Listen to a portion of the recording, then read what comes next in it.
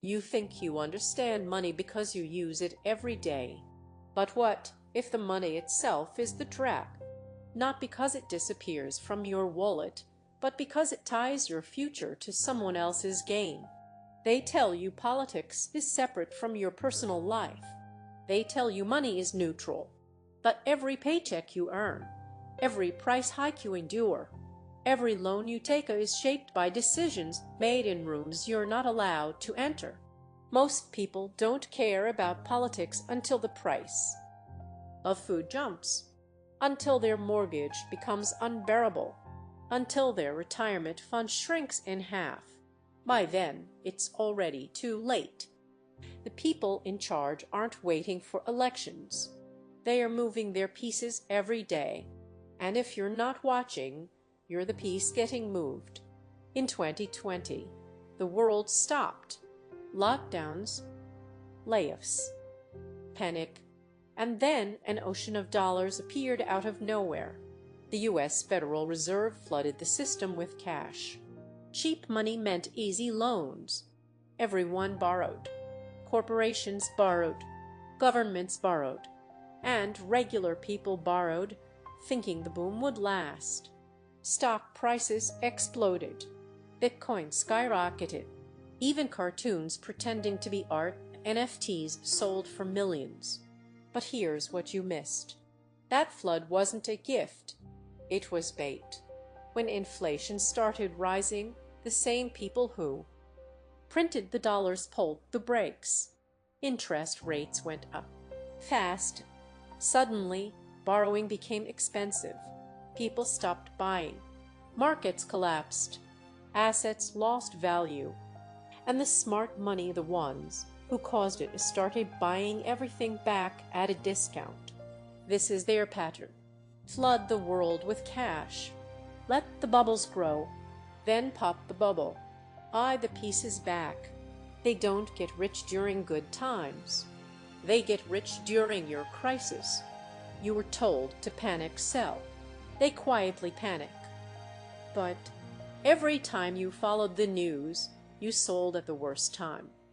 Because the news wasn't made to inform you. Every time the Fed raises interest rates, you lose, and someone else collects.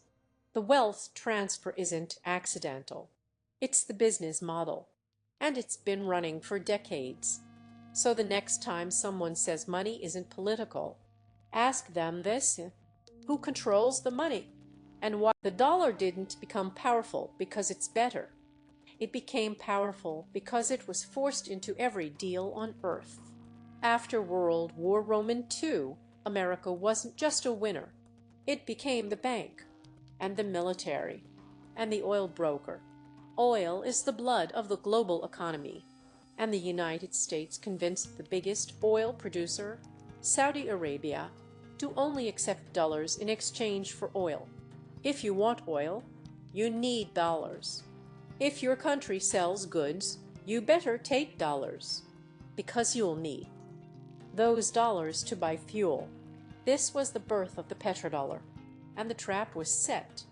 America didn't stop there. It pushed other oil-producing countries to follow the same rule, sometimes through deals, sometimes through war, sometimes through accusations of human rights violations. Either you played the game, or you got sanctioned, or invaded. That's why you don't hear much about oil being traded in euros, or gold, or yuan, because those moves get punished.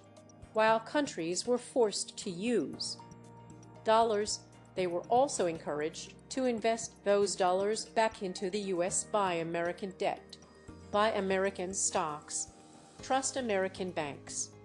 But that trust came at a cost. You earn money selling your real resources, labor, land, oil, minerals. Then you convert it into paper. That paper gets invested back into the same country that printed it for free. You give something real. They give something printed. And when things go wrong, they freeze your assets, or let your bank fail, or change the rules. Now imagine this. You're a leader of a developing country. You want to build schools, roads, hospitals, but you don't have money. No oil, no big industries. Then the big lenders show up. They offer a loan in dollars.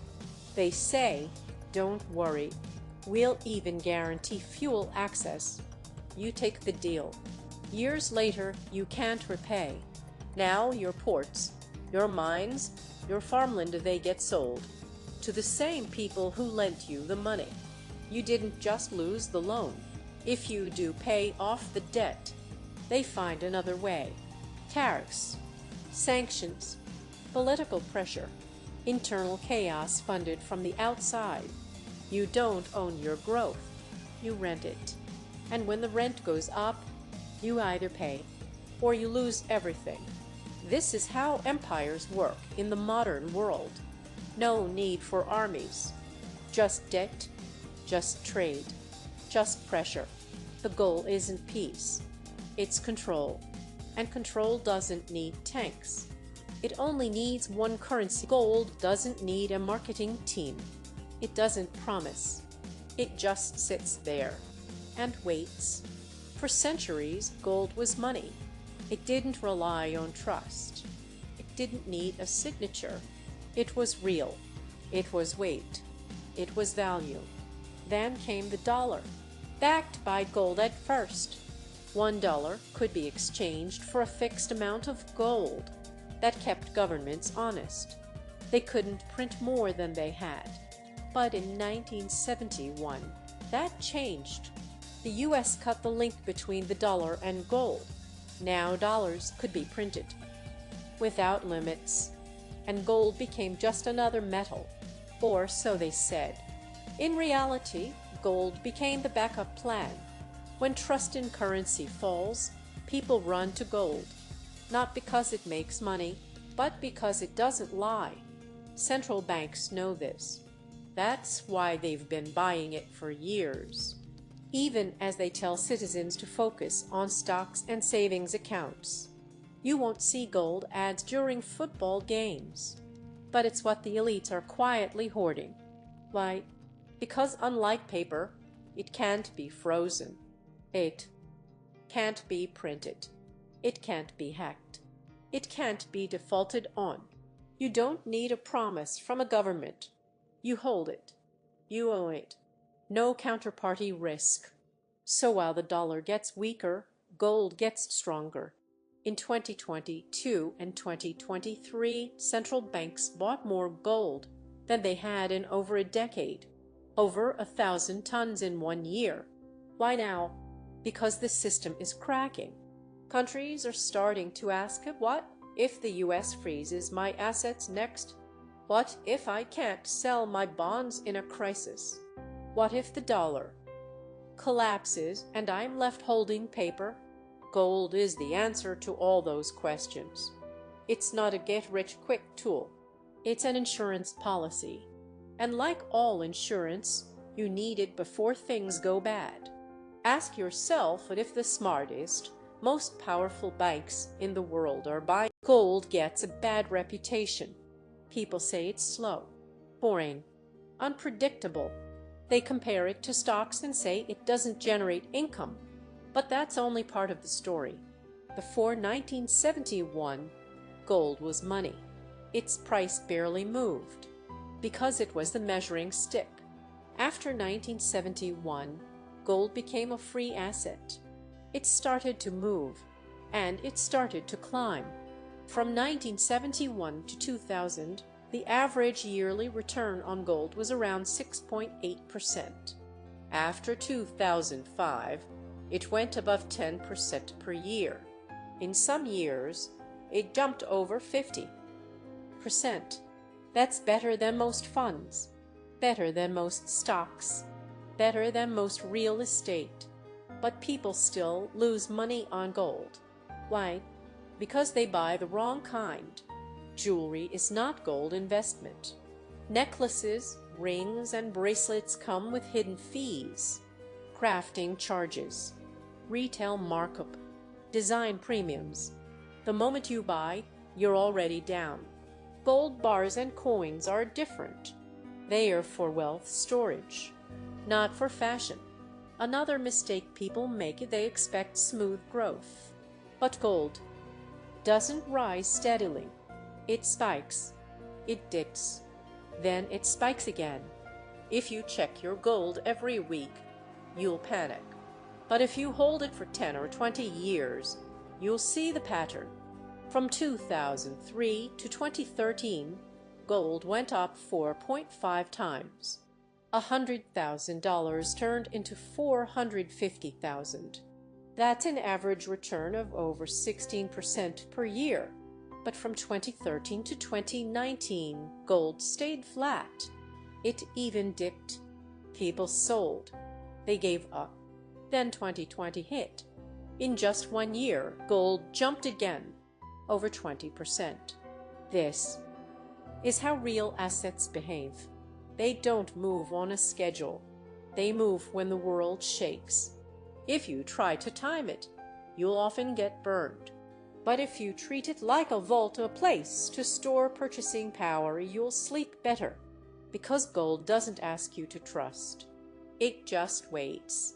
And when fear rises, gold is not about profit. It's about protection. In a war, no one runs to stocks. In a crash, no one hugs their crypto wallet. They run to gold. Because gold does not need electricity. It does not need an internet connection. It does not need a company to survive. It just is. You can hold it. You can hide it. You can trade it.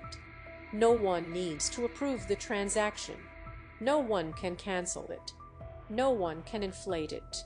When banks fail, when currencies collapse, when systems freeze, gold still works. Think of it as financial fire insurance. You don't buy fire insurance hoping for a fire. You buy it because you know fires happen. And when they do, you don't want to be left with nothing. That's how I treat gold. I don't sell it. I don't watch its price daily. I stack it. Quietly. Consistently.